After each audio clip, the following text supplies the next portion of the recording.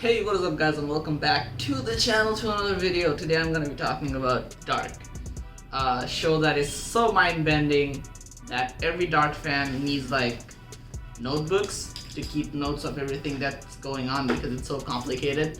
It can even take Chris Nolan to school and back. It's incredible. So the season 3 of this series is going to be dropping like in 2 or 3 days on Netflix, and I wanted to talk about the biggest unanswered questions both season 1 and 2 have left us with. Now, I rewatched season 1 and 2. I finished rewatching them in like yesterday, and yeah, I've already started to forget what happened. It's so complicated and so many things happen at the same time. So I'm just gonna be going through the unanswered. I can't even speak. I forgot how to speak. I'm gonna be going through the biggest unanswered questions that I have, and some of the possible answers, and maybe like theorize a little bit and make some predictions at the end. Now, I'm not gonna go and theorize everything about the series. I'm not gonna go into the season 3 trailer because that's literally messing with my head. I've been thinking so hard over it and I can't make shit out of it. I really don't know what they're trying to show. There are so many new characters and so many new stuff. I'm not even gonna go into that and try and theorize what's gonna happen in season 3 because no one can predict that. Come on. So the first question I have, that in the Winden cave, both Jonas, Martha, anyone who goes through the cave in 2020 or even in like 1921, you can see that there is a string tied to the cave that leads you to the door of Sigmundos that actually, lets you go through time. Now, the exact same string was seen in Martha's hand in the play at her school that she does Ariadne's play. Now, we don't know who tied that exact string to the cave. Now, it could also not be, the same string, but it does look really, really similar, and it has the same type of noose in the end. I rechecked, and it's kind of the same string, but we don't know who tied it. It could be older Jonas, it could be a stranger, it could be Martha herself, now that we know there is a time traveling and dimension traveling Martha. So that's one. Second one is, who is Peter Doppler's mother? Now, we have seen Helge Doppler in both 1953 and 1986, but we did not see like his wife, or we didn't get any indication about like who Peter's mother is. So I think that's a burning question. Now, Peter actually mentioned that he came to Winden in 1987. That means Helge had Peter between 1953 and 1986. And he went away from Winden, to somewhere else to study psychology because he became a psychiatrist and a therapist.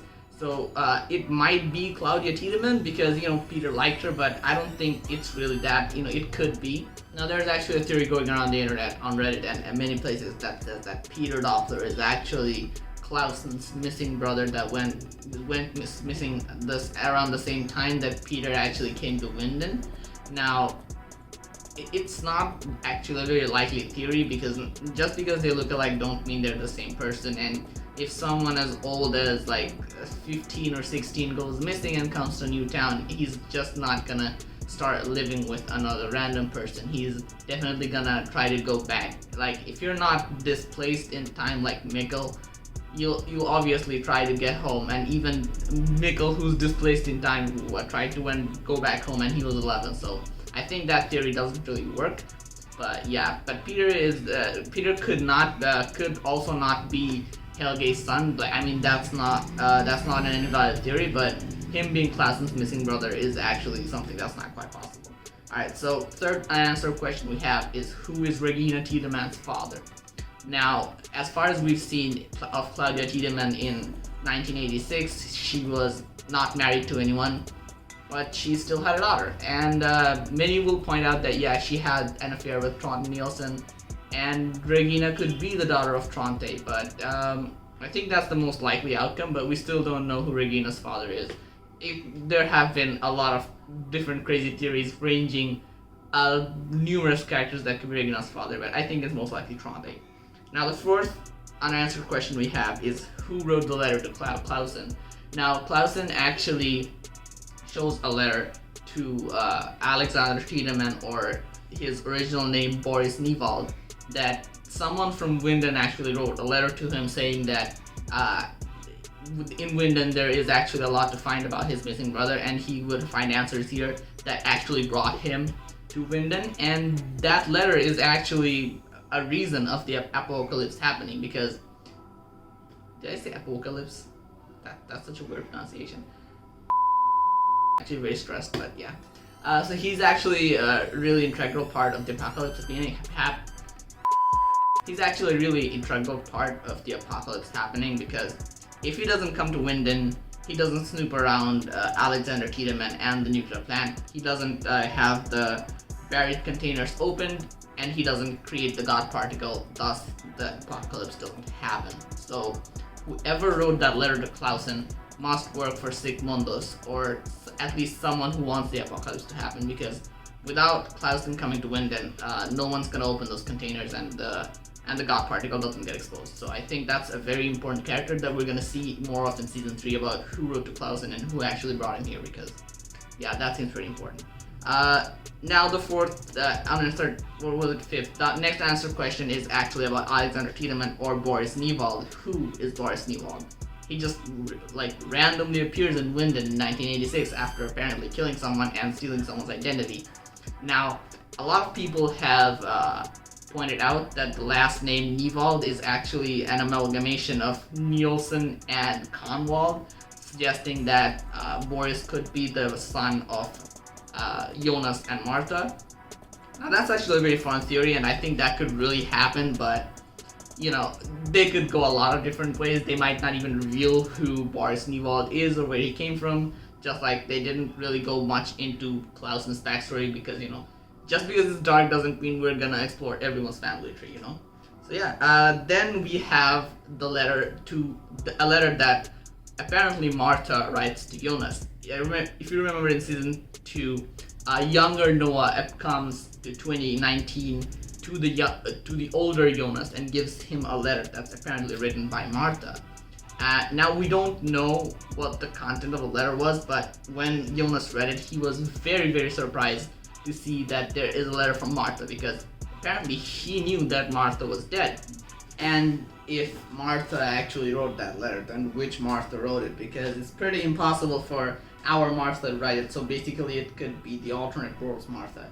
Then there's another thing that I noticed in season 2, that when Jonas comes back to 2019 to stop his father Mikhail from committing suicide, old Claudia appears, and she said that if Mikhail Conwald doesn't, kill himself, then Mikhail doesn't go back in time and Jonas doesn't exist. And she says that I have seen the world without you, you wouldn't like it. Now that suggested that old Claudia could have figured out a way to jump dimensions like we see alternate Martha do, and she maybe went to the reality where Jonas doesn't exist. Now it straight up contradicts with what Jonas said later in the season. Remember when Katharina learns that the rupture in time is reopened in the cave and she can go back to 1986. Older Jonas tells her that you just can't go back in time and bring Mikkel back, because that wouldn't work. That wouldn't erase my existence because my future already exists.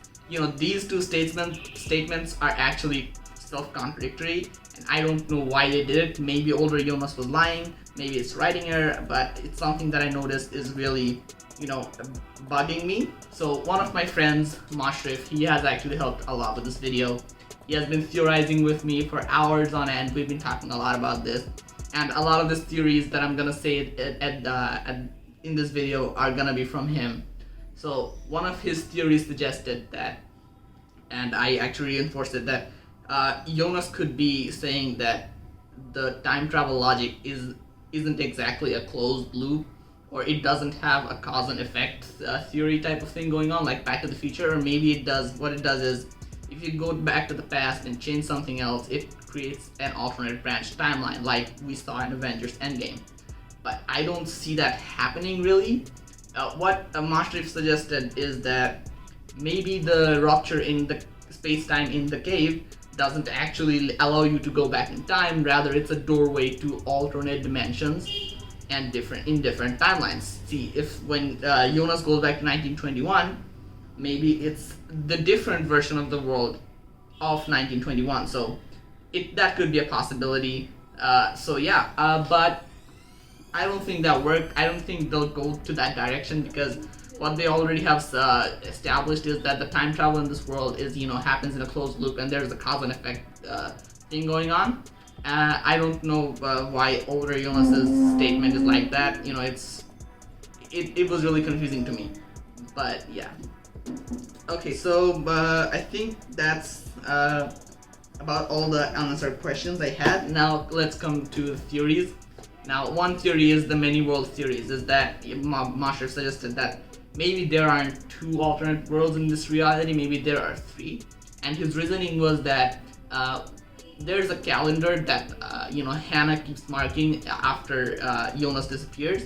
Now, in one shot, when in the present older Jonas sees that it's marked up to June 20, but when young Jonas sees it in the future in 2052, it's actually marked until 21st of June. And maybe that's a gap in the production design, but he says that it could be that those 2 Jonases are in different worlds. That's why the dates are marked differently. But this theory, goes back and loops on the fact that the tunnel in the cave is actually a doorway to different timelines and dimensions at the same time, and I don't think that's the way they'll go, but I don't know. It's dark, it's fucked up. But so far, the evidence that has been presented suggests that there are only 2 worlds, as we see.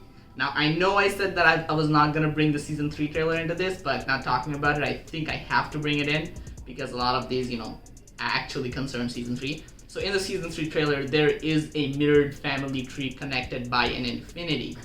Now, that basically suggests that there are only 2 different worlds that is actually interconnected. It's not. So yeah, I theorize that the infinity, and Mashrif actually suggested this as well, that infinity is actually a missing person. There is a link between the 2 dimensions that started it all. But that might not be the case as well. The infinity could be just a symbol to represent the dual timelines, like the triquetra they constantly use in Sigmundus to actually allude to the 3 timelines connected to each other, like 33 years into the past or into the future, stuff like that. So maybe the infinity is just a symbol, so like that. So yeah, I think another theory that's very cool that I found on the internet, while snooping around, is that Martha will actually become Adam in what am I saying? Martha will actually become Eve in the alternate timeline, just as Jonas has become Adam in our timeline, and they would be, perfect for each other.